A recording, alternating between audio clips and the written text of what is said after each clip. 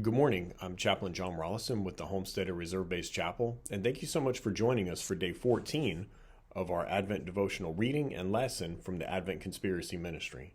Today's reading begins with a passage from the Gospel of Luke, chapter 2, verses 6 through 7.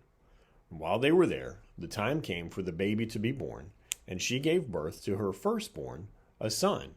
She wrapped him in cloths and placed him in a manger because there was no guest room available for them.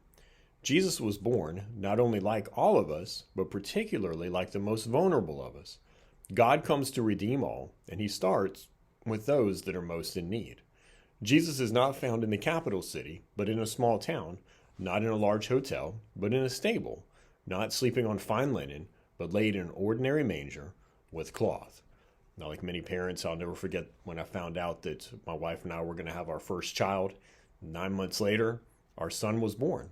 And it was one of the greatest moments of my life and my wife's life as well. And we would say the same for all three of our children.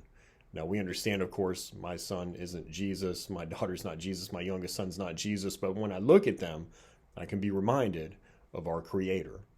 And our prayer this holiday season should be for God to open our eyes and to help us see the broken, the lonely, and the hurting, and to see their need for Christ and to see Christ in them.